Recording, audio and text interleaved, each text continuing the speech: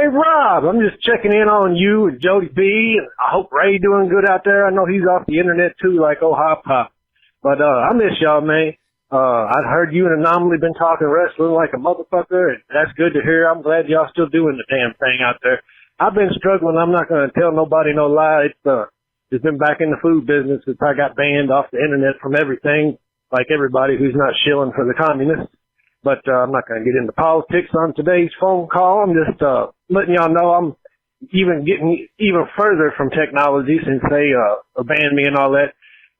Anomaly's probably going to come help us. He told me if I get a boat, he'd come help. Now he done said it, so we going. But in Kentucky, we've got a very large Asian carp problem in our rivers and lakes and waterways, and they're going crazy. Like one Asian carp can lay 1 million eggs a year.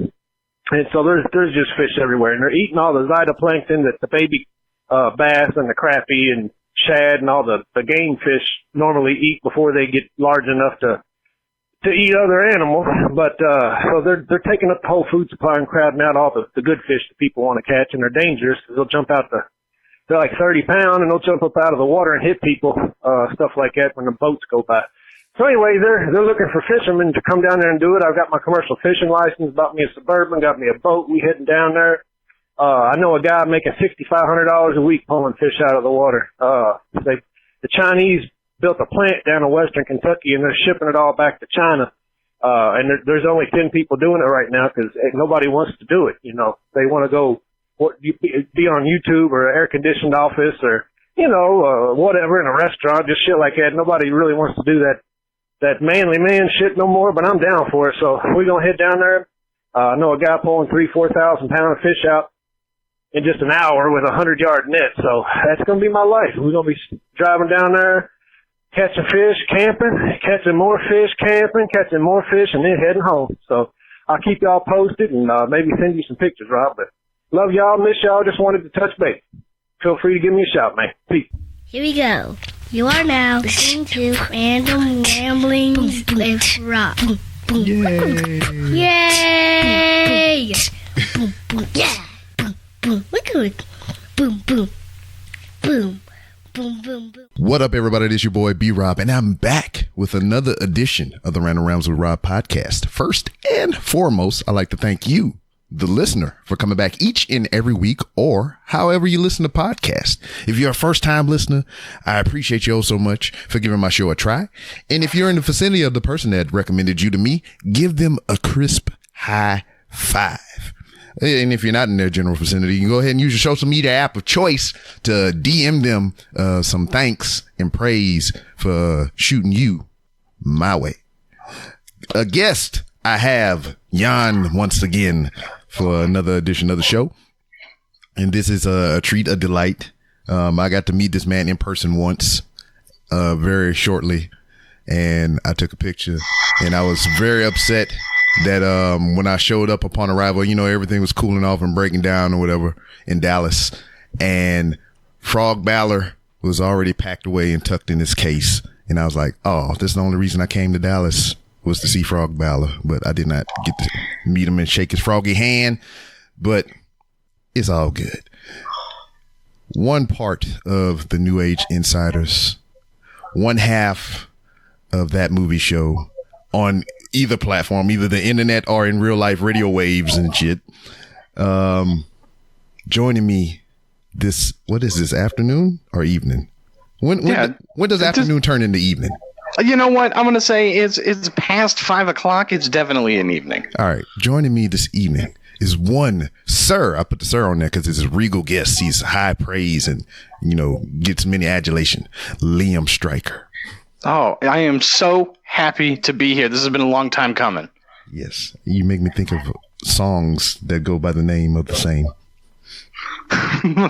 Yeah, it's a pleasure to be here. I love the show. It's fun. You had Mike on, and I was like, well, if he's going to have Mike on, I definitely gotta get here. Yes. And, to speak about Mike and all these other things, we'll get to that in a second. I feel like I'm obligated to, let you know how I came across you and, all the things that you do and whatnot. Many moons ago, I heard a podcast. It was you and your co-host, And this was let's see, what would we call this? BB, before Bill. Okay, yeah. Yeah, so the dark times, the long ago. Yes, so it was just like I was listening to you guys talk about things, but I was distracted by so many things in the background. Sounded like car windows was open. Yeah, I was driving while I was trying to record, and rustling paper and all kinds of things and whatnot. But you've come a long way. You've done a great of many things, and it's great to be in your presence, man. Even though it's virtually or over the airwaves and the internet and whatnot, but it's cool to get there, to get to sit and talk to, one of many people that have inspired me on my journey to make quality content and, to try to grow a community to the stature of your own. Well, I really appreciate it. Thank you for all of the kind words. The big thing is that I'm really glad that you were able to suffer through those few months without Bill, because if the episode is still up there, and I say this to every single person that's like, hey, I want to start podcasting. I'm gonna go, do it. Just get a microphone and do it, because nothing can be worse. You look at the New Age Insiders and you look at everything that, every single show that we've done and where we're all now. I mean, we just celebrated 5 years. Congratulations. This past week, right? And episode, what was it, like 260 something? Episode in the 260s didn't sound like episode 1. Episode 1 literally just starts and it's in mono. It's on YouTube. It is horrendous. It's absolutely horrendous. It's me and Jay, and we're up there on, we just started talking into a microphone. At that point, the only microphone we had was the film equipment that I had at the time. And the film equipment that I had at the time was just a shotgun microphone and a Zoom H1, which if you've ever seen one of those, is the lowest model of the H1 of the Zoom lineup. Yes. So we're just sitting there and we just have it on top of my camera and we're just talking into it. So it's like, yeah, man, like it wasn't even on iTunes. It was on YouTube. I spent like hours like trying to attach a picture to it because I didn't realize at the time, you couldn't post pictures, or like you couldn't just post audio on it. You had to have a video to it. And I didn't have like a sophisticated editing software like I do now. Like right now I edit on the Adobe Creative Cloud. And so I didn't have that. I was using Movie Maker, and it was just like, oh God. So we didn't have any fancy bells, any fancy whistles. And, now some 5 years later, you stick with it and you keep working. And now we have like a fancy opening and we simulcast on Twitch. And, so episode 1 isn't what episode 10 is going to be. And episode 10 isn't what episode 210 is going to be. And that's what I always tell people whenever they're like, oh my God, you guys do so great. It's like, Rome wasn't built in a day. So just get started, because I'm an idiot just screaming into a microphone. And that's the thing about it. I feel the same way that you do. I mean, I often reference my first episode to where I ask people to go back and listen to it and tell me how many times I said podcast during the podcast. Yeah, right. Because for some reason I was fixated on that word. Yeah, right. Yeah, you get into weird things, it's just, you got to find a groove. You find a groove and then you find an audience from there. Yeah. And exactly. Once you kind of figure out what the hell you're doing, or your level of, I don't give a shit, just rises and it just takes over. Yeah. Right. Yeah. Right. It just comes over. And then, but that was the thing is I produced the first like 30 something episodes, I think. And that was extremely difficult, doing that and hosting, you know what I mean? It was really tough. Yeah. And so I knew that we were going to have to find somebody else to do, to kind of take over those producing roles if we wanted this show to grow. I also knew that while we were just getting started, it was very important to grow and like reach out into the community. And at the time, Bill was doing a show called After the Bell. And so I reached out to him. I was like, hey man, like you're in the area. I didn't realize how in the area, he was literally the next town over in the area.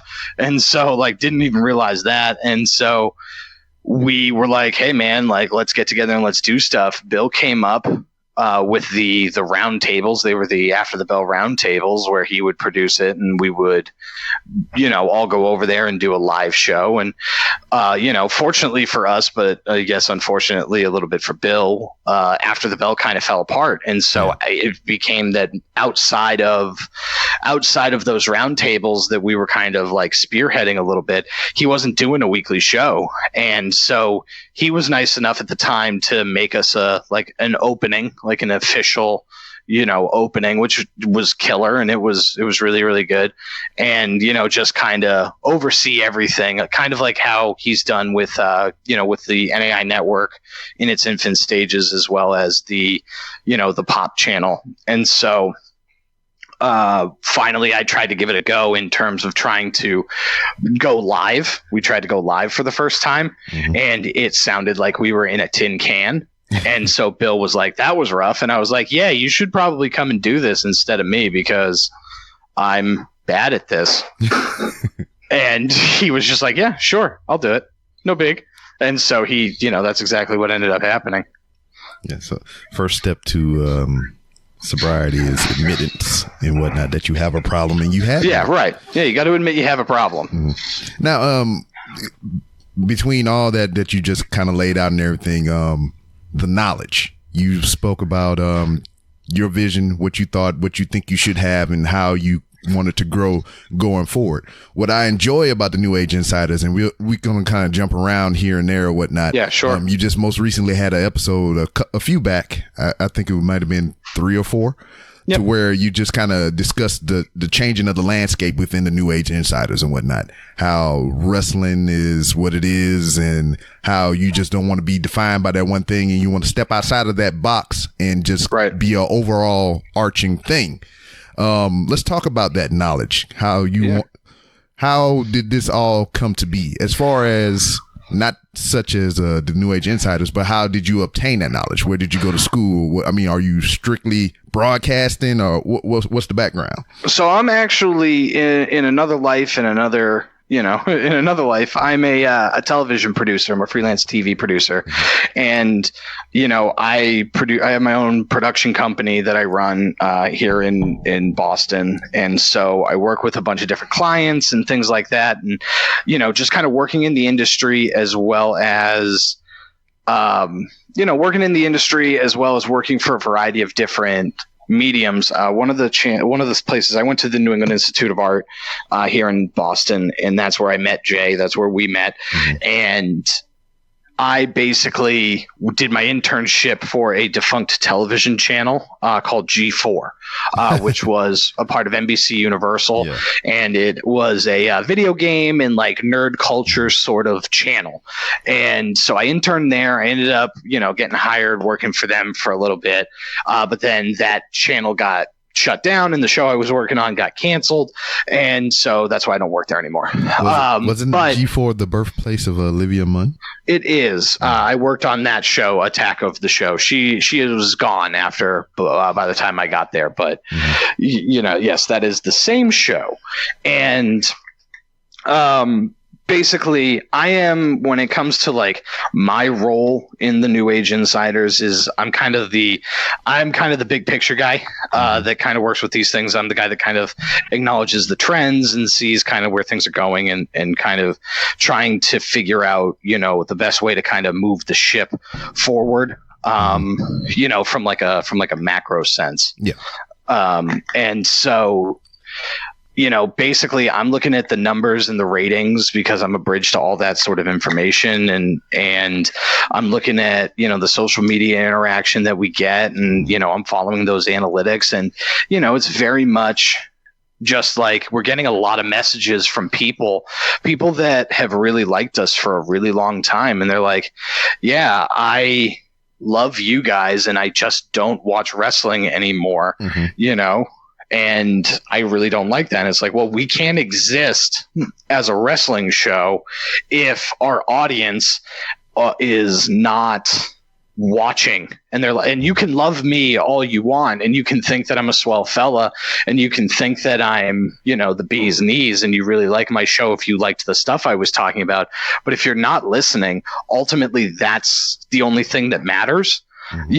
From like a business standpoint, because obviously, we've built a great community and we've built great friends and stuff like that. But yeah, like Matty Wilson, I talked to him on the phone yesterday, and he's been a staple in the New Age Insiders community for a long, long time. Yes. And he was like, yeah, I live in the UK, so my timing is all jacked up because I'm 5 hours ahead of you guys, and I'm not staying up till the crack of dawn to watch these pay-per-views so that I can call into your show because I'm not interested in the thing. And it's like, yeah, that's really sad. And it's like, I love you, Maddie. And May's like, yeah, I love everything you guys do and I really support you. But it's like, yeah, but if you're not listening to that show, then that affects the business end of things when I approach a simple man, to be like, hey, would you want to advertise with us? And they go, that's one less listener that I can tell them I have.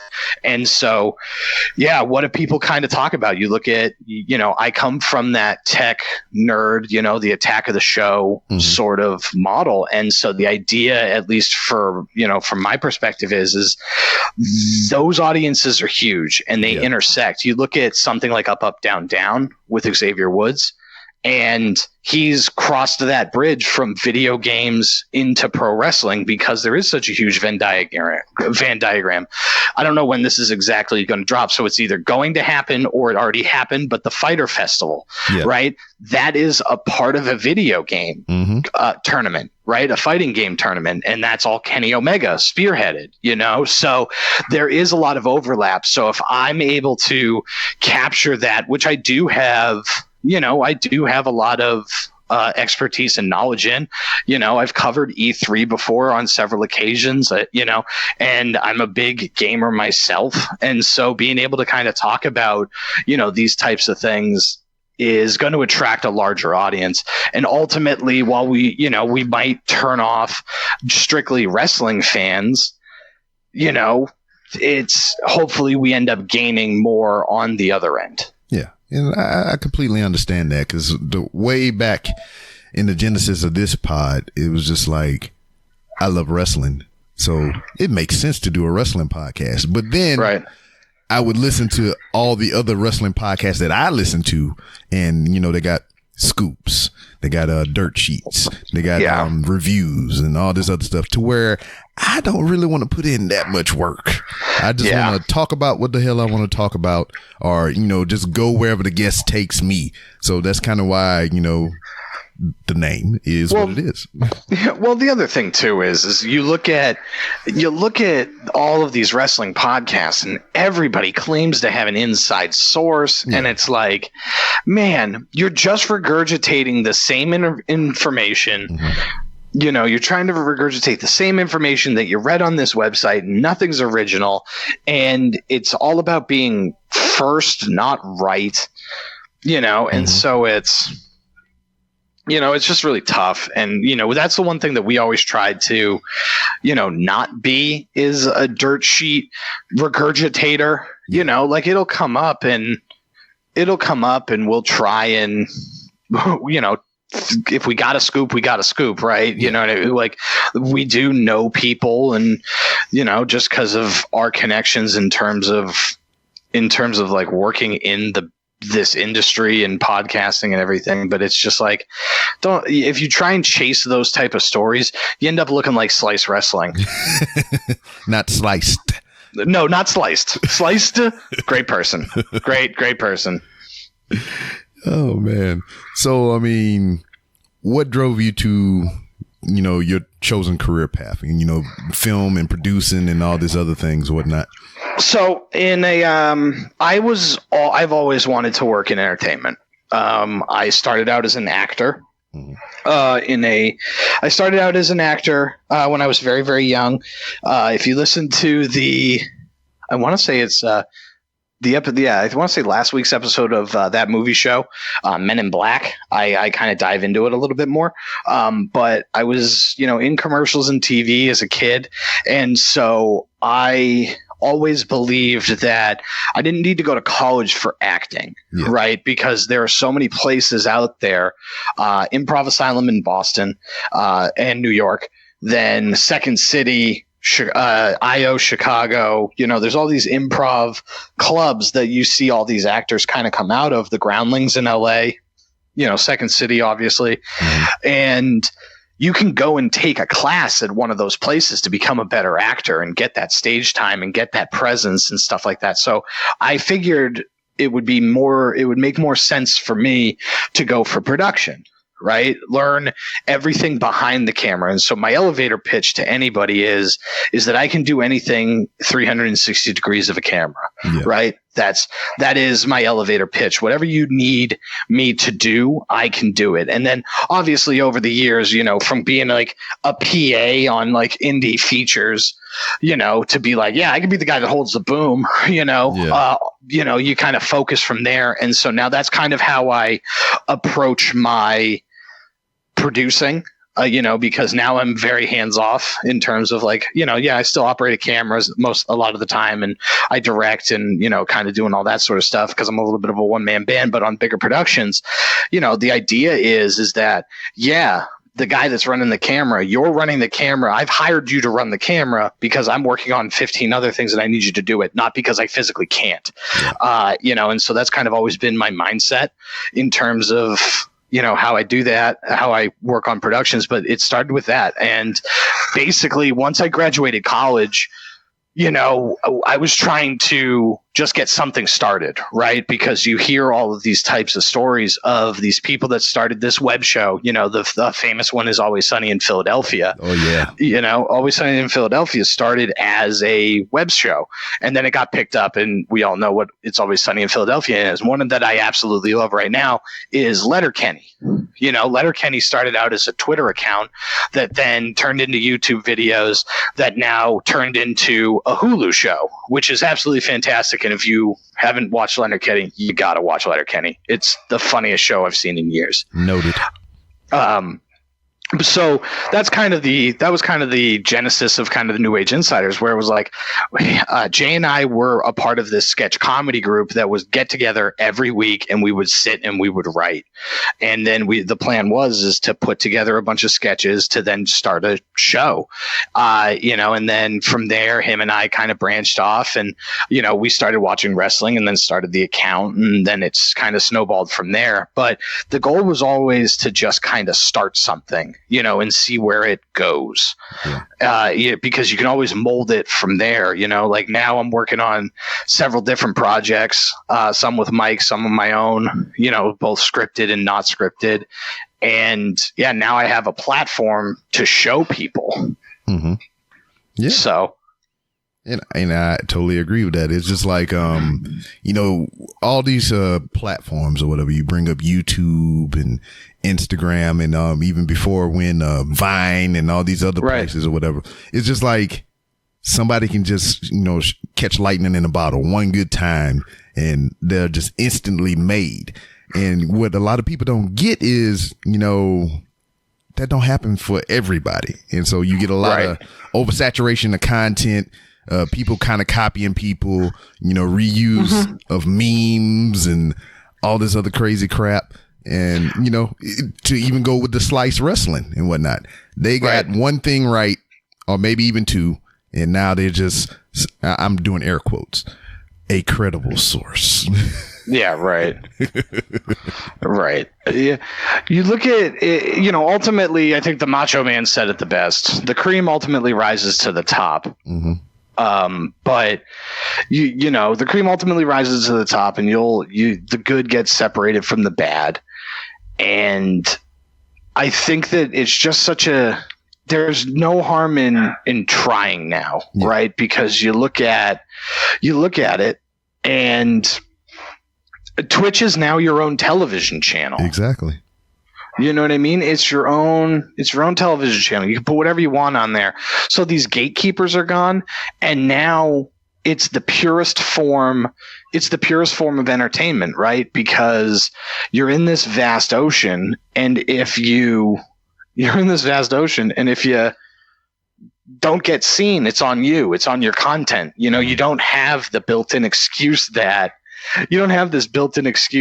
yeah, I couldn't get past this TV executive, and because I couldn't get past this TV executive, my brilliant show wasn't seen. Yeah.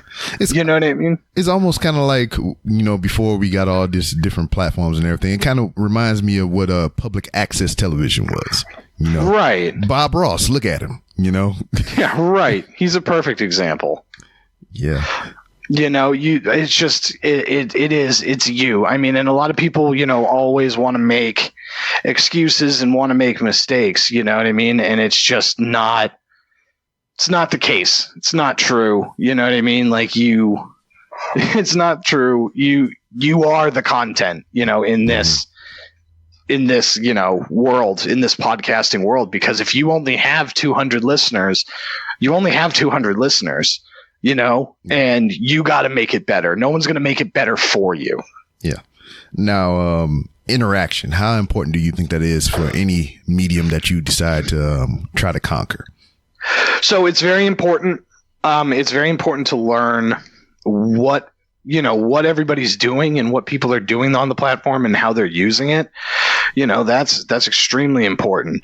You know, fortunately, the three-headed kind of monster that we have, it's really, you know, Jay's really good at creating that interaction on, you know, various platforms, you know, and I'll be the first to admit that we're not the best on certain platforms, you know, and we're trying to get there, and we're trying to get better. But like Instagram, right? Trying to learn that and get on there, because we're pretty, you know, we have a good following and track record on Twitter, and that's great. But at the same time, Twitter is like, I just saw this the other day, and I forget what the actual company was, but they're the like least populated social media site right now, you know? So it's like, okay, well, what do we need to do to get more eyes on this, to get more of a product, you know, or more eyes on our product? Yeah. You know, and that's, you know, yeah, you're going to get a lot of fans by just interacting and making people feel special. Mm-hmm. You know, that's the other thing, because you're in the business of ultimately selling yourself. Mm-hmm. You know, you're in the business of selling. I want you to, you know, have a good time with us. You know, one thing they teach you when you're learning how to, you know, direct stuff, if you're directing live TV, you want to see people smile and laugh. Right? Because if you see that people are having a good time, you subconsciously are going to have a good time. Yeah. It's like that one podcast meme where they got the guy sitting on the floor next to a poster with the 3 girls on it. Yeah. It's just, this is what podcasting feels like. Yeah, right. And it's just like, you know, it's definitely, it feels great when you actually do connect with an audience. Mm-hmm. And that's something that I've always enjoyed, because, you know, we've had the ability and the fortune to be like, hey, we're going to go be able to do this at WrestleMania at the Carnage Cure tailgate. You know what I mean? And so it's like, it's been great to be able to do it in front of a crowd of, you know, 1,200 people or so, and have those people, you know, love what you do and react. And, you know, there's nothing quite like that. And yeah, it's really, you know, it's really a real big high from anybody who, you know, has ever had the chance to experience it. But yeah, you got to work for it. You know, you gotta put in the hours, you got to put in the work in order to feel that sort of high. Word, I got you. Now, with the expansion of the New Age Insiders, you know, trying to move beyond wrestling and everything like that, what are some of the things, because you always talk about forward thinking and trends and whatnot, what are some of the things that you're looking to branch out to? Because, like, you were doing WrestleManias every year. Yep. You know, because, you know, the theme at the time was professional wrestling solely. Now, since you're branching out into so many other mediums and whatnot, what other venues and other events that you're looking to, you know, put your stamp on? we're trying to get to the Comic-Cons, right? We're going to try and get to, all of the different ones. We were fortunate enough. It ultimately didn't work out just because of, finances and stuff, but we got accepted to have press credentials for San Diego Comic-Con, right? And so we are definitely trending in the right direction in terms of like the name and notoriety of who we are and what we are. And so now it's to try and do more stuff like that. A big thing that we have going on is, that movie show, and we're big theme park people, right? Like, one of my favorite places in the world is Walt Disney World. Mm-hmm. I don't think that that's going to come as a shock to anybody that actually listens to the show. But yeah, I'm trying to get press credentials to Galaxy's Edge in Orlando. Mm-hmm. I'm trying to, get down there and be kind of a part of that. And, that's the type of stuff. Bill is a big Disney guy as well as Mike, so taking what we love and what we really kind of gravitate towards and really, just kind of suit it to what we want to do, and tweak the content, and hopefully the people will enjoy it and they'll agree with us. And, if not, we're going to have fun while we do it. 'Cause we gotta have fun. I gotta have fun first and foremost. Like as terrible as that kind of sounds is, if I'm not enjoying it, and I'm not having fun, then there's no reason to be doing it, because it's going to come off as disingenuous. I think we saw a lot of that sort of stuff coming with Ant, right? And the I don't want to say the collapse, but the ending of Rant with Ant. He talked about it where it's like, yeah, this isn't fun anymore. Yeah. And that's fatigue, and that's a real thing that happens. And yeah, I don't want that to happen.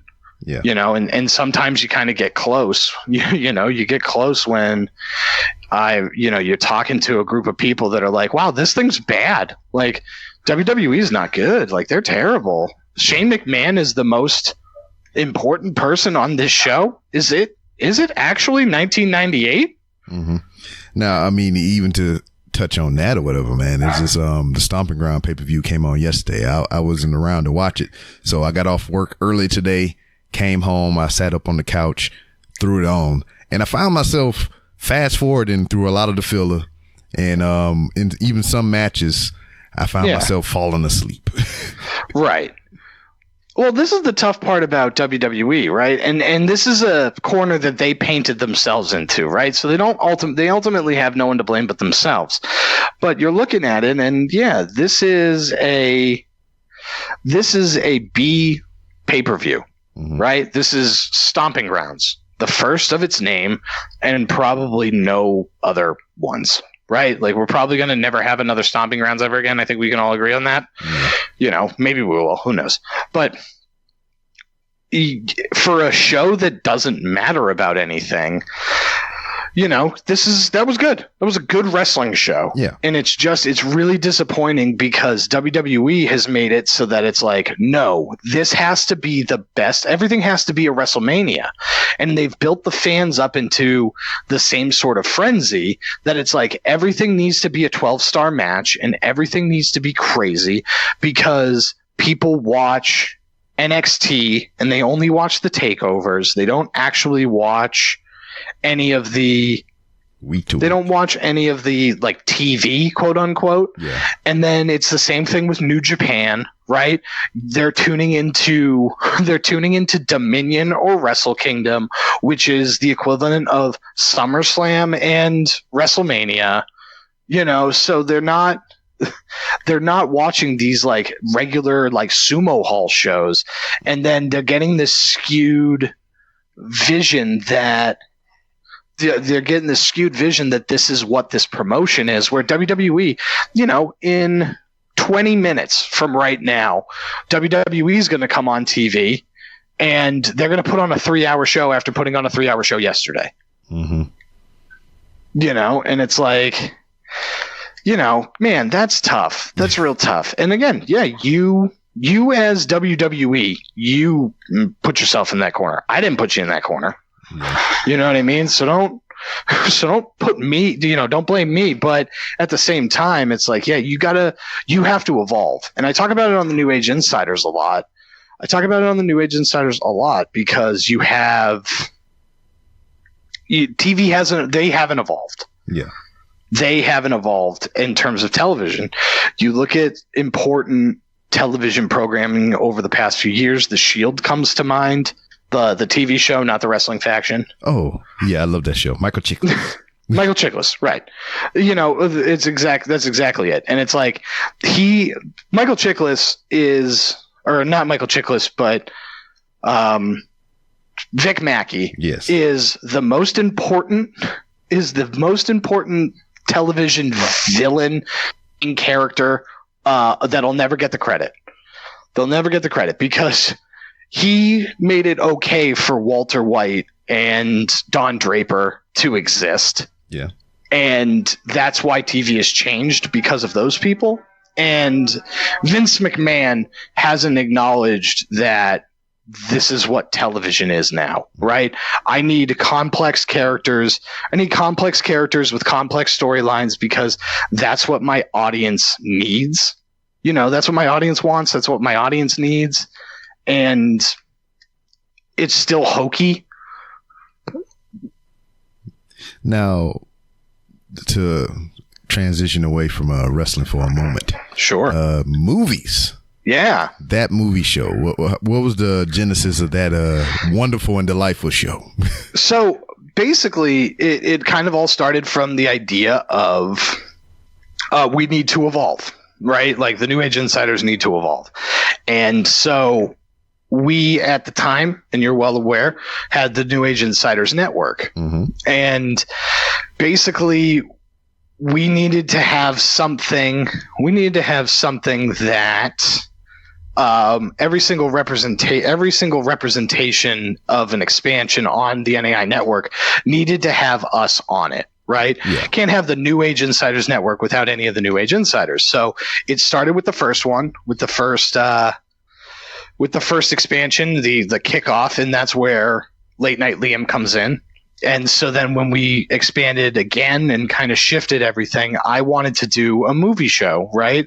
And so I love movies. It's a big part of my life, and I love everything about them. And so Mike and I were talking, and every single time they'd come up, he'd text me being like, hey, we should do a movie show. We should do a movie show. And so it's like, all right, well, it's time to expand again, in terms of like the New Age Insiders and content that we offer.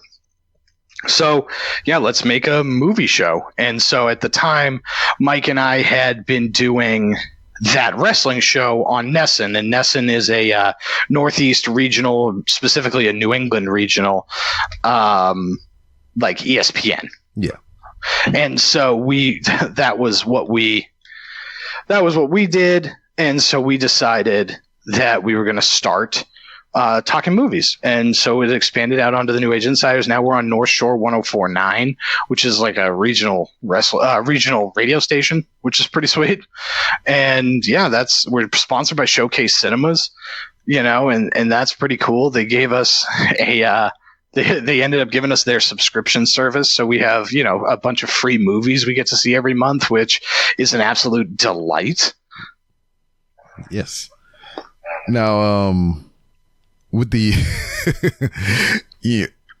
off top, that movie show is in my regular rotation. Good, I'm glad to hear it. Yeah, goddamn, you and Mike had me cracking up all the goddamn time. Just listening, I think I already know the answer, but is any of this discussed beforehand? No, not really. Not really. I kind of go in. We watch the movies beforehand, right? And so from there, I kind of have an approach as to like what I'm going to try and do. But Men in Black just came up. And I want to say at the end of that episode, we talk about a haunted videotape. Oh, yeah. So for those of you who don't know, Mike goes, "Hey, I just got mailed this VHS tape, and I don't know where it came from. I don't know who gave it to me, or where it came from or anything like that." And he straight up is just like, I'm just berating him about how it's like, we do a movie show, Mike. How do you not know that this videotape is haunted and going to murder you? And all of that is just kind of off the cuff because, that's exactly what it needs to be. Yeah, because when you was talking about the VHS tape, before you even started saying those things or whatever, I was like, this is The Ring. Right. And so the good thing is that him and I have built a rapport, together, where we're able to kind of feed off of each other in that way, which is really good. It's tough when, I've done shows with people where the chemistry isn't there, and it's really tough because the instincts aren't the same. And so you see it more on the New Age Insiders than on that movie show, but I'll make a say something, and the idea is to trigger one of the voices that Jason does. Yes. You know what I mean? And so that's done on purpose. It's done on purpose that I'm actively setting him up for something, right? And so Mike allows me to kind of do that a little bit more on the movie show, which is kind of just our dynamic, and we play off each other really well, and that's what kind of really helps with that particular show. Yeah. Now, what's the contrast between that movie show, the podcast, and that movie show, the radio show? So the first thing is we say it all the time, is it's a radio friendly show. And when we submitted the pitch package to be like, hey, we'd love to be able to be on your thing, they're like, wow, you guys swear a lot. And it's just like, yeah, well, that's because nobody pays us not to. So, but the big difference in terms of format is the podcast, we deep dive into one movie. We talk about a single movie, and then from there, that's the entirety of the show. The radio show is a half hour, and it's all like movie news, and it's clean. So clean Hollywood Babylon. Yeah, clean Hollywood Babylon. I can't imagine that. Yeah, so it's fun. We recently just opened up our own iTunes. Yeah. Our own iTunes, so that, right, it used to be under the New Age Pop banner. It used to be under the New Age Pop banner, and it was just kind of there. And, people, much like yourself, they really like the show. So just to kind of make everything a little bit easier, we found a way to just get our own feed, so it's easier to find. Now, how hard is that, or was that for you all in the infancy of New Age Pop, and you're trying to put the expansion out there and everything? How hard was that for y'all to try to manage? It's really hard. You have a lot of people and you have a lot of egos, and you're trying to manage people. It's really tough because we're trying to build something, and we're bringing people on, and expectations need to be set. And we learned a lot, right? Kind of everything that kind of went on with the Rant with Ant, their expectations were different than our expectations. And, that kind of ended, put on the split, between the two groups. And that's how, the Pipe Bomb ends up, having to be rebranded and moved around and all sorts of nonsense like that. And, it's just really tough. It's really tough when you're kind of job training on the fly, right? Because it's like, now instead of just worrying about me, Jay, and Bill, and what we're doing and, you know, what we have going on.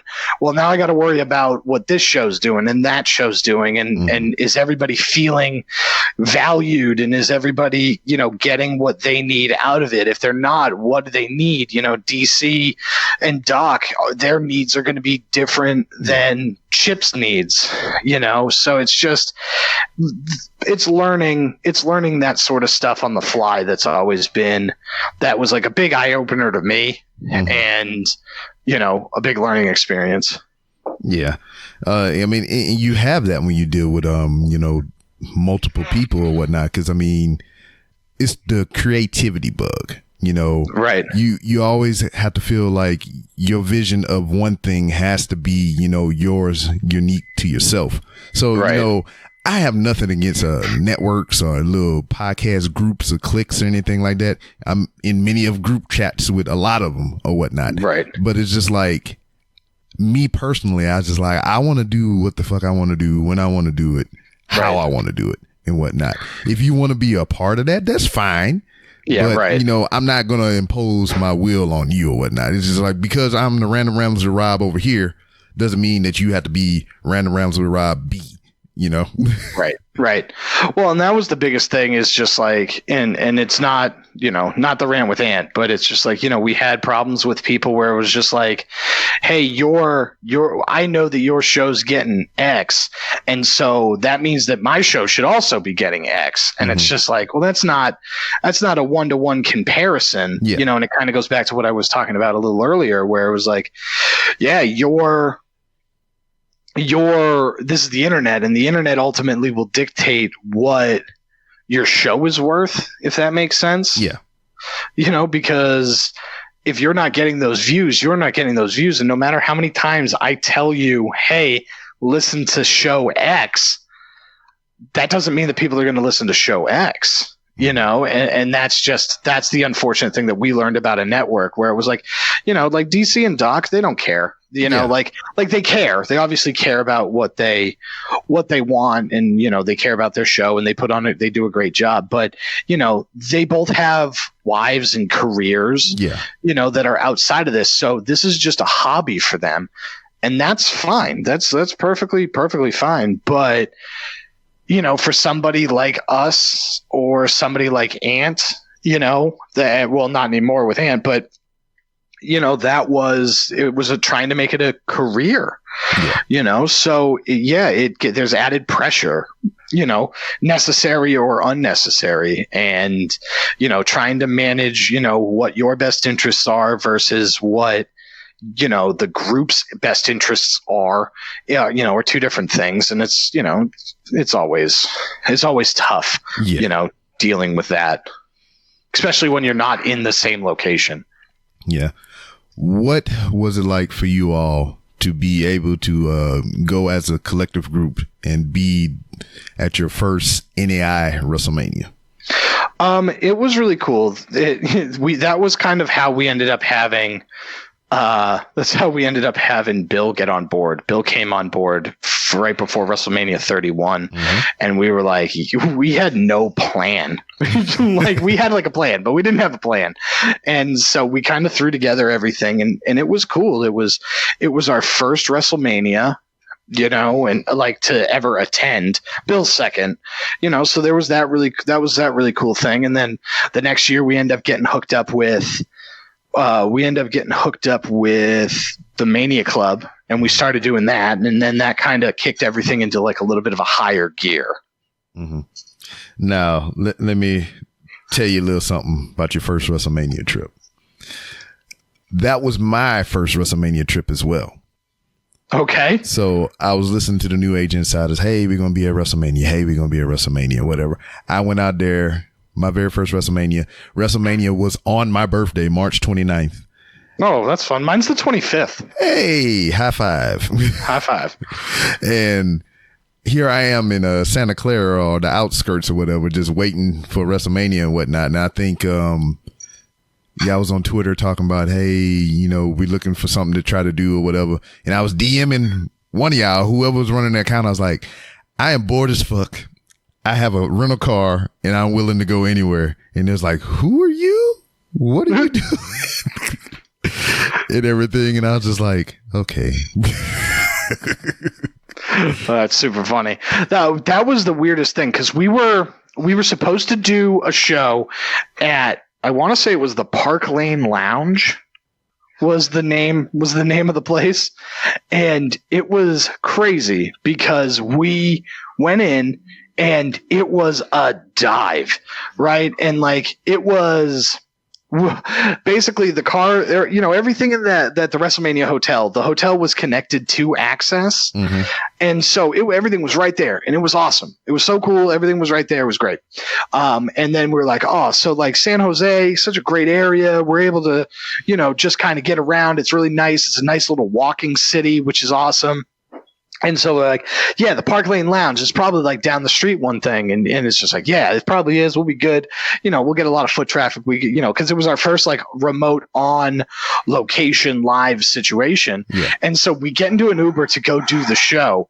And we get in the car and immediately go on the highway. And I remember thinking to myself, shit, like this isn't good. The fact that we just got on the highway and it was 20 minutes on the highway, we were like, oh no, this isn't going to be good. This isn't going to be good at all. No one's going to show up. No one, you know what I mean? Because at this point we weren't attached to Mania Club, or we weren't, there was nothing about it that was like really special. For the first time we got recognized on the street. It was a goddamn Chip. Yeah. Right. It was the first time we had ever met Chip. Chip recognized us right out there. And so that was like really cool. But like, yeah, that was it. Right. Like that was the only person we knew that was there. And so we got to the bar. It was a dive bar. It was not big at all. They didn't remember that we were coming. And then I remember Bill and I were talking right next to the bar, and these two townies were sitting at the bar because it was like 1:00 and they were shit faced. And they looked at us and they're like, what are you doing? And we're like, oh, we're a wrestling podcast. We're here for WrestleMania and all this other stuff.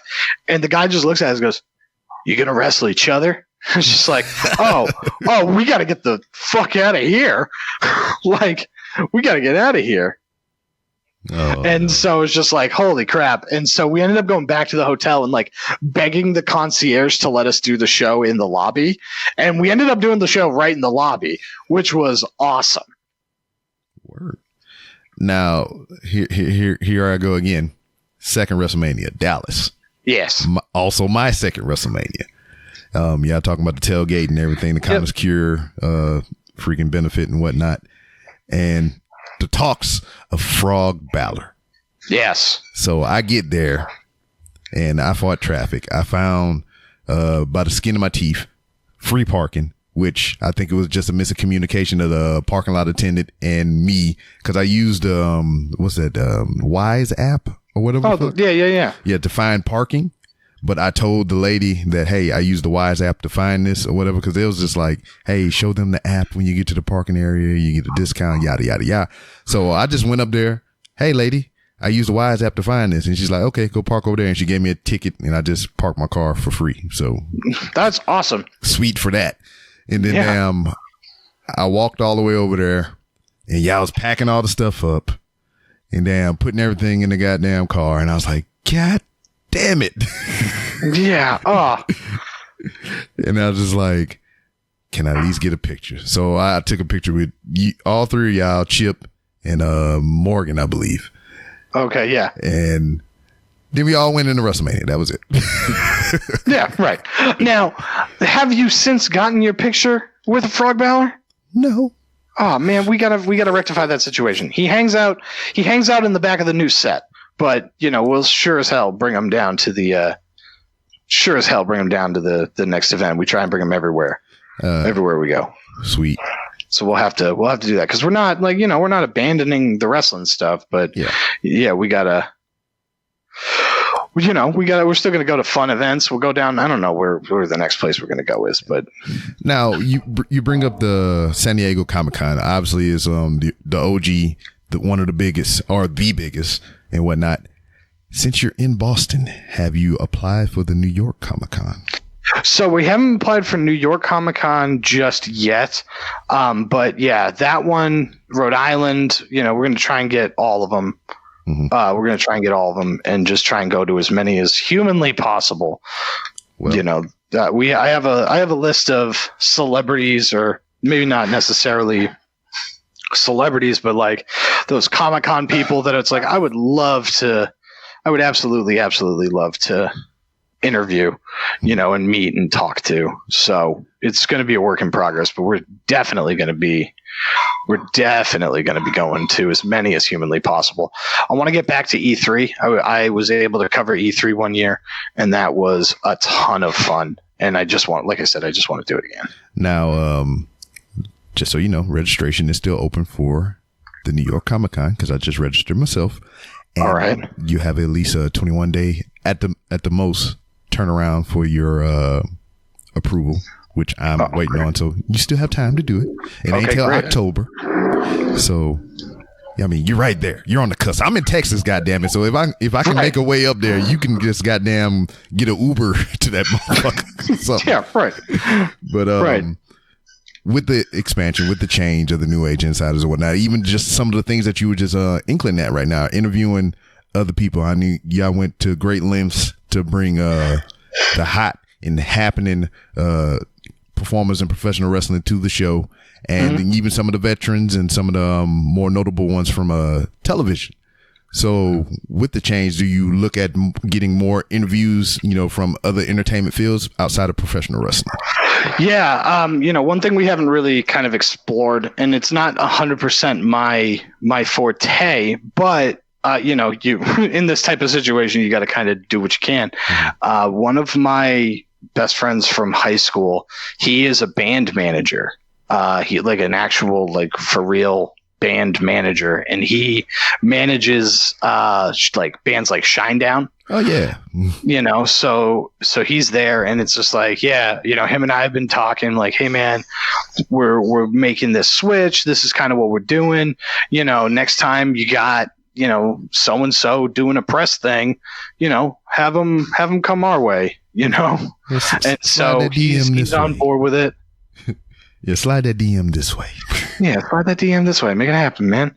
I mean, Christ, you gotta be able to help a brother out. Speaking of the Switch and everything and whatnot, do you have one? I do. I do. I had purchased one. It was actually a really funny story. I went down to my mom's birthday is January 1st. And so I went down to like a local casino in Connecticut for her birthday. She was like, yeah, I want to go down to this casino and hang out and you know, spend the evening gambling and just hanging out. And so I was like, all right, cool. And so I went with them, and I had never played roulette. I'd never played roulette before. And so I'm sitting there and I'm watching it, and I'm playing it poorly right at first, because I'm like, I don't know what I'm doing. And so sure enough, I basically learn it a little bit. And I ended up winning like $1,000. And so I was like, oh, I don't know what I'm going to do with this $1,000. So I'm like, I'm going to buy a Nintendo Switch. So that's how I ended up with mine. Yeah. Yeah, I just acquired one myself. And we're going to have to swap friend codes. Oh, yeah. I'm going to have to slide that into your DMs.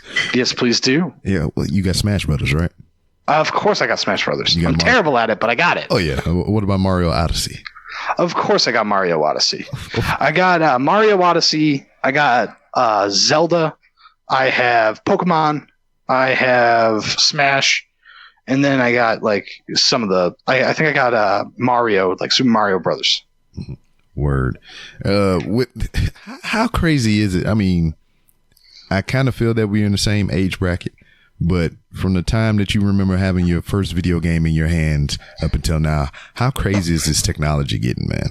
It's insane. So I am the age of my first video game console was a Sega Genesis. You know, like I don't even remember necessarily, like I just got Sonic 2 and it came with it and I would play it and I was bad at it. I also loved Mickey Mania, but like that was my jam. And so the big one, my like big second console, like the one that I like remember like getting was a Game Boy. Oh, yeah. It was one of the first Game Boys. My aunt, she had got it. She had got the old gray one, and I loved it. And she let me borrow it, and she let me play it all the time. But I got one of the clear ones, like one of the see-through clear ones. Oh, yeah. And it was just like, man, this thing is so cool. I get to, because I loved playing Sega. And it was just like, now I get to just game on the go.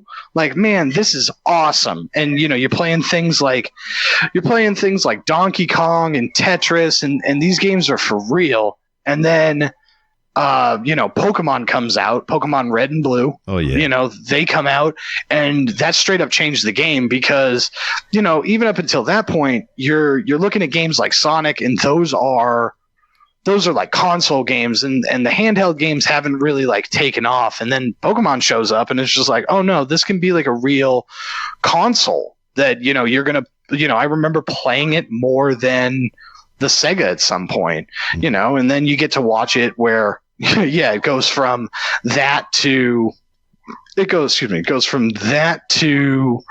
the Nintendo 64 and the PlayStation. And so the graphics are vastly improving.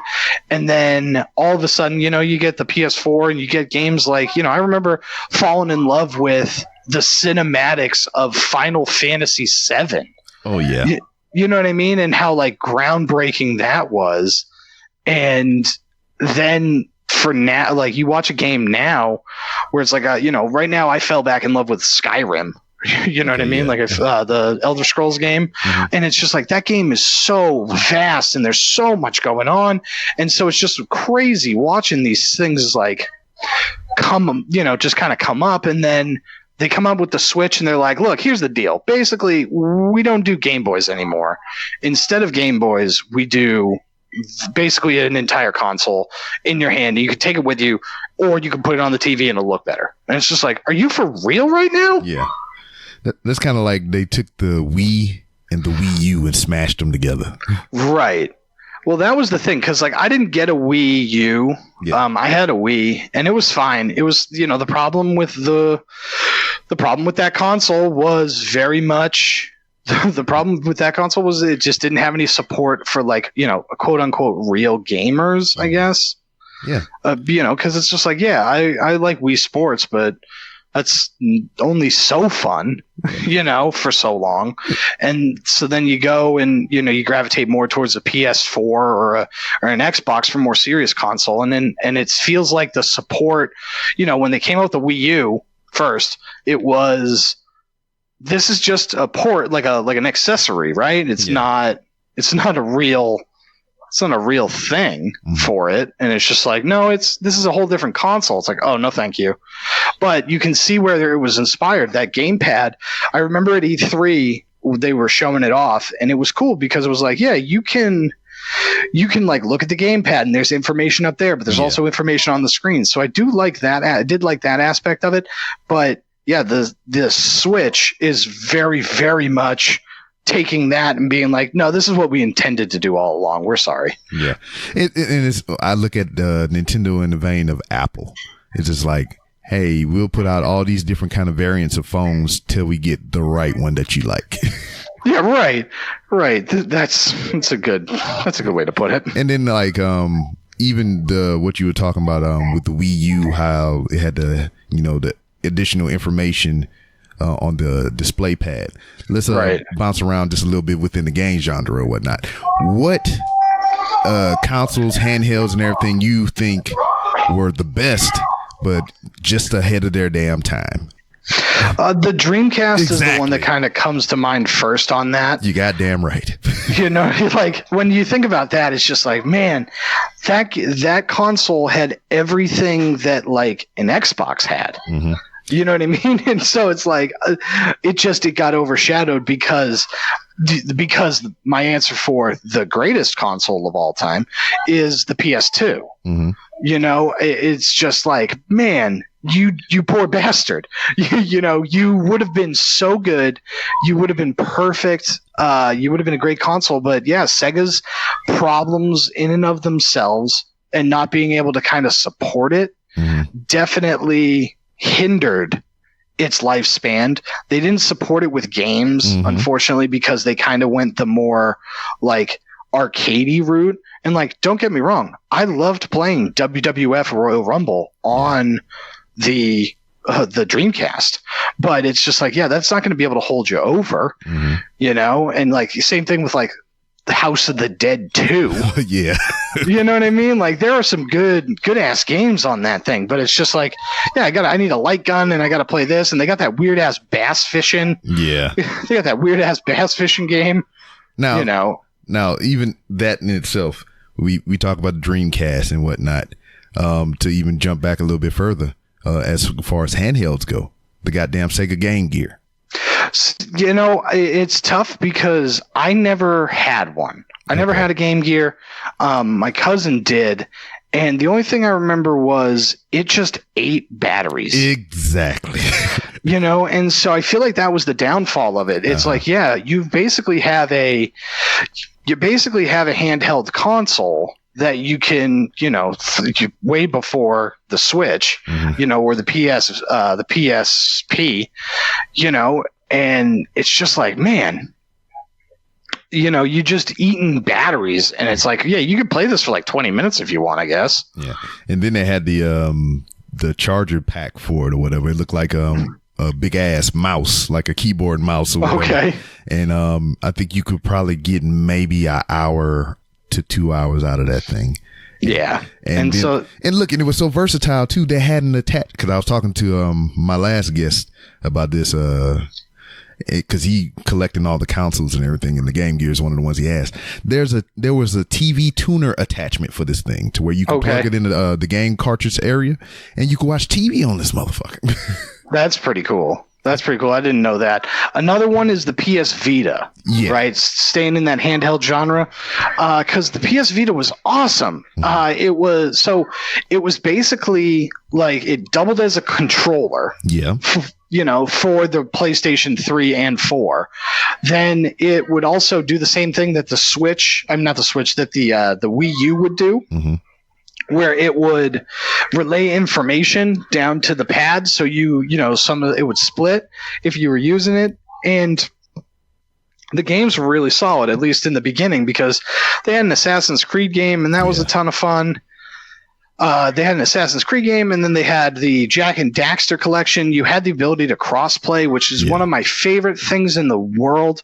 I had MLB The Show. Oh yeah, I think it was like 12 or whatever, and so you'd be able to cross save, where you'd be able to take if you had the game for both systems, you'd be able to transfer the player back and forth. And it was like, oh, that's awesome. That's the best. And then same thing with, you know, you could get the PS2 classics and PS1 classics on it.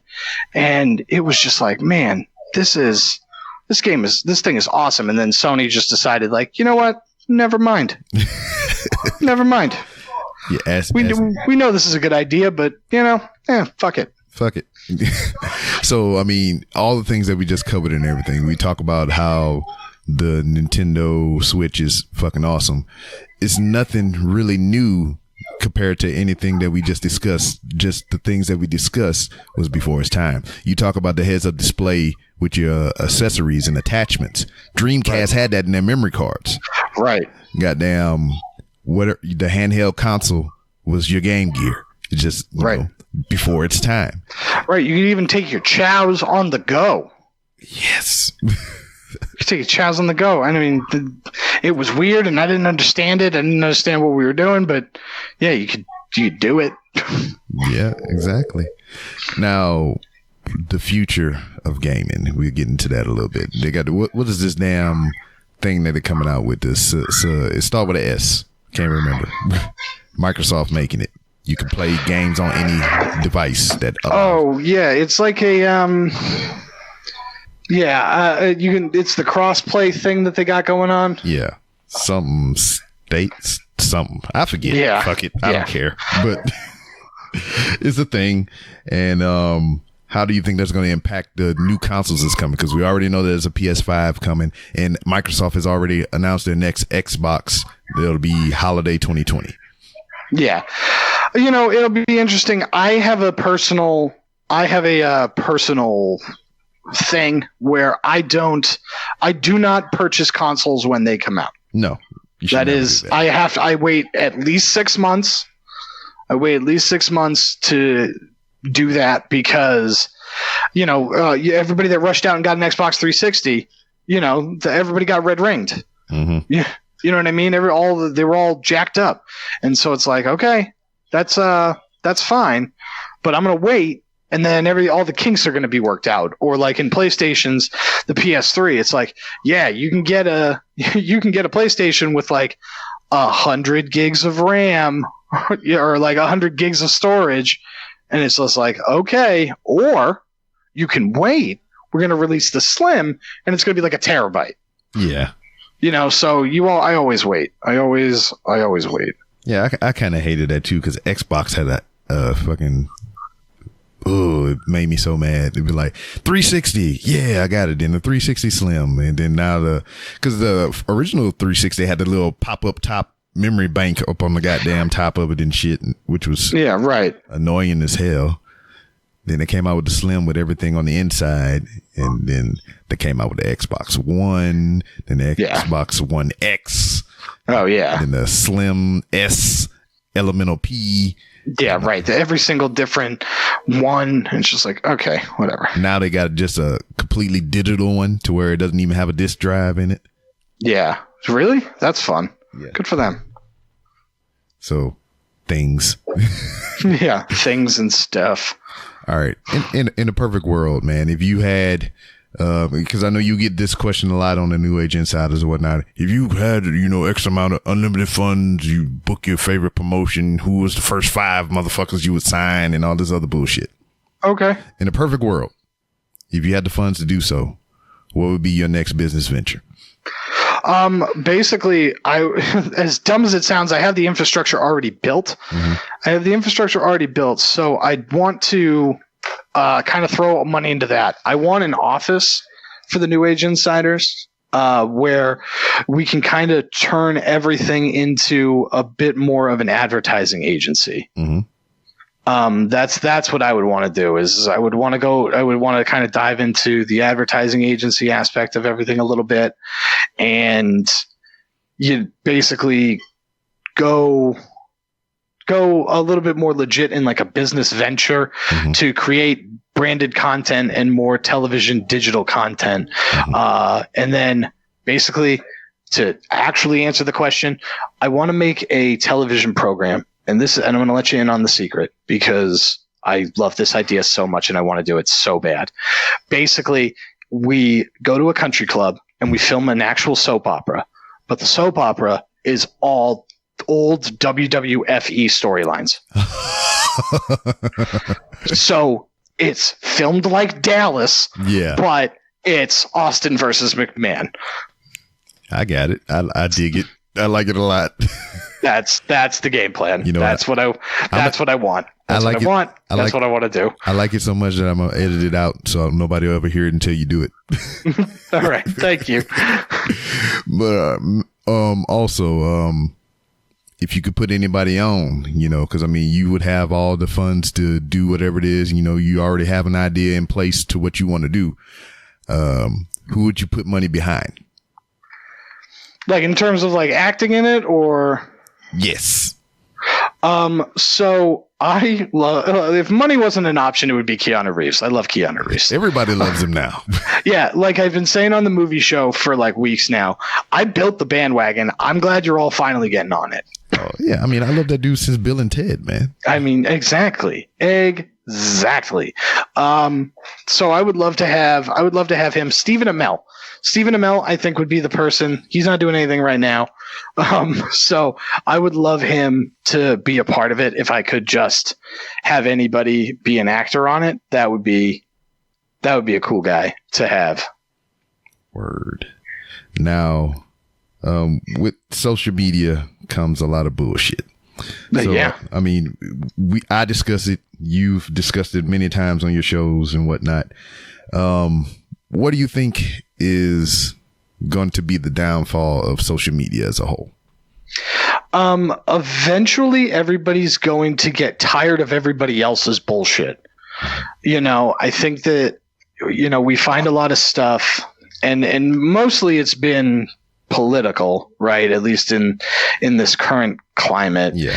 And everybody has that aunt or uncle that, says something that is you don't agree with, right? And so that's, that is what it is.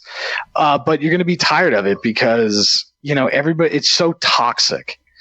Right. And so it all stuff, you see it now where it's like people that take a break, right? Quote unquote. They're like, I'm going to just take a break from social media. And then they find themselves not hating it. You know what I mean? They're like, I don't miss it. There's nothing I miss about, Facebook, because that seems to be the most toxic one. The one that I like the most and the one that I'm kind of on the most is Instagram. I really like Instagram. That's my jam. You know what I mean? Like I follow a lot of people that I like, and there's not that type of bullshit that comes with a Facebook or a Twitter. You know what I mean? Like, here's a prime example. Seth Rollins tweets out that WWE has the best wrestling on the planet right now, or he's the best wrestler on the planet, or whatever. Okay. And it's like, hey man, like, sure, that's your opinion. You're the top champion for a very major company, right? Like, you better feel that way. Yeah. And everybody's tweeting, oh, you don't know what you're talking about. Like, that's so stupid. You're so stupid. And it's just like, you're talking about a guy that works for a company. You know what I mean? It's just like, yeah, I just don't need you to be negative, armchair quarterback. Exactly. Now, I forgot what I was about to say. No, well, just to expound on it a little bit, it's just like, I think that's what we're going to end up seeing a little bit more. When I was in China, we had WeChat, right? Because now that's a whole different issue. I almost thought you said weed chat. Yeah, WeChat. China, super cool about weed for some reason. Who knew? But they had WeChat, and that's the approved like social media of China, because they don't allow like Facebook or any of that nonsense. And basically, you look at it, and it's very one-to-one in terms of like your interaction. Like, you don't have a bunch of people on social media. Like, you interact with who you want to interact with. Yeah. And I think that's ultimately what we're going to see a little bit more, is that type of like, whatever the next social media platform is, it's going to be similar to that. You're just going to be less observant of all these other people. 'Cause I'll tell you, man, I hate like the people that come over the top on stuff where it's like, I either make a joke and it's clearly a joke, or I make a comment about like, oh, this movie was bad. Like, this was a bad movie that we had watched, but I had a blast watching it. I think I said it about the Skyscraper with The Rock. Yeah.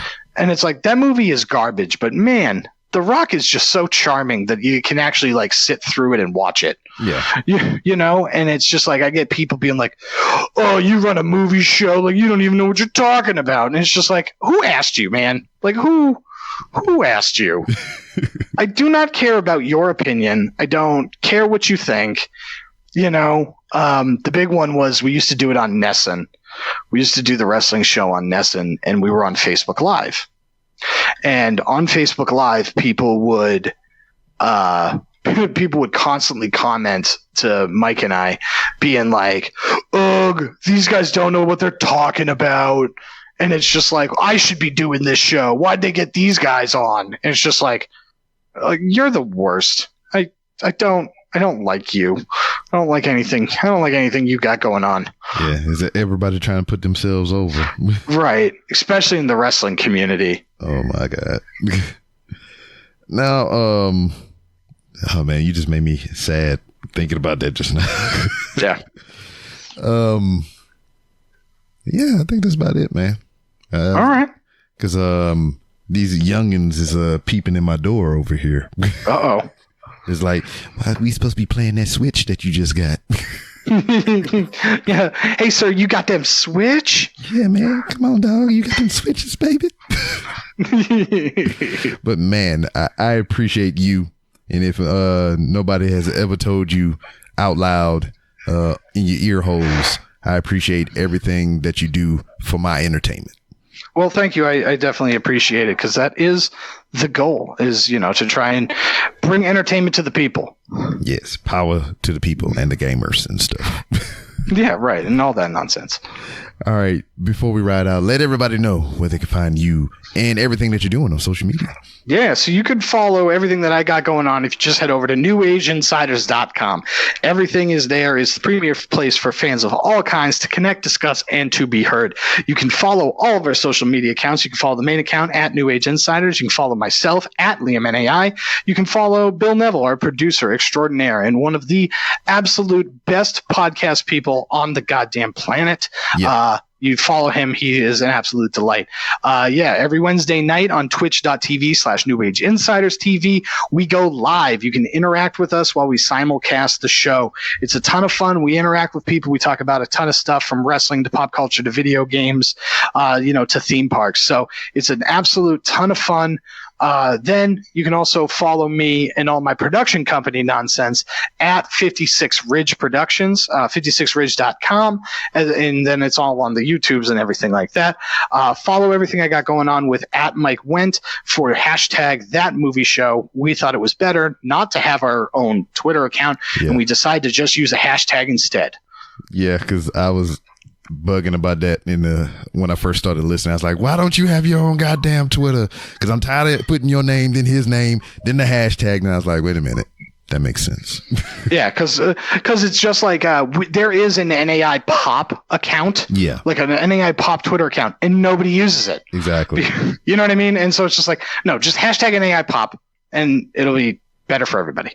Yes. Well, once again, you have been a guest of the Random Rounds with Rob. The door is open for you to always come back to promote your next big thing. See, now I operate in vampire rules, so that was a mistake. Shit, I let him in. And that was one Liam Stryker from the New Age Insiders podcast. I appreciate all those gentlemen over there. Liam, Bill, freaking Jason. It's one of my favorite podcasts, and I appreciate it. I'm not going to bury the lead here. It is 2:00 in the morning. I just got home from Louisiana. They had a snafu with my son's trip. They went, busing all over the place and whatnot, and they got back real late. So in turn, I got home real late, and then I got to be to work in 2 to 3 hours. So, this just showing you my dedication to consistency of this show. And, I'm still apologizing for being late, but, listen to the New Age Insiders. I ain't got too much to say other than my plugs, because I am very tired and I need to get my stuff straight so I can get to work in the morning. So, hope you enjoyed the episode. If you want to see me in person, you can come to Atlantic City, New Jersey, to where I'll be participating in the J1 Con, November 2nd, November 3rd. So all the people out there in Philly, New Jersey area, New York, wherever you are in that region, come on down to the J1 Con. Go to j1con.com, get more information, and we can exchange that crisp high five. And I'm kind of extra pissed because I am tired and I'm trying to do this and get this out there. And goddamn, I was recording, I was rambling like I normally do, and the fucking record button wasn't even on. So I was just talking into this mic and not recording shit. So yay me. Also, just confirmed that we're going to have the 2nd annual HTown Podfest. So all the local Houston podcasters can come on down to the bar Boheme where we did it last year. And we're going to be, mingling, networking and everything. Fans of the show can come meet their favorite podcasters in the local area. So that's the bar Boheme here in H-Town, downtown. Look it up. You can find them on Instagram and all those other places. You smart. Use the Google machine and find Bar Boheme. Come down to H-Town and hang with your boy. All the Houstonians can get crisp high fives from me. And that's about it. You can find me on Twitter at It's B Rob. And you can also find the show on Twitter at 3R Show. You can go to randomrobcast.com and find many different ways that you can help support the show. And you don't have to spend a dime of your money to help support the show. The most important way that you can support this show and any other show that you listen to, like New Age Insiders or whatever have you, is by writing 5-star reviews or whatever the highest rating system on whatever podcast app or whatever you find this show. So, anything less than 4 stars, give that feedback so we can continue to grow and whatnot. And I'm just looking at my recorder, making sure this thing is actually recording, which it is, I believe. Is it moving? What the hell is going on right now? My eyes playing tricks on me. But go to randomrobcast.com, follow me on Twitter, follow me on Instagram. And that's about it, man. I'm going to try to get my stuff together and get in this bed, baby. That concludes all my East Coasters podcasts that I had in my queue. We about to take it back down to the HTown with a couple of local podcasters and some from my hometown of Louisiana in Lake Charles that I've known as a child. So I got all kinds of stuff coming at you and more to come in the future. Anyway, rambling in circles. See you next time. Bye.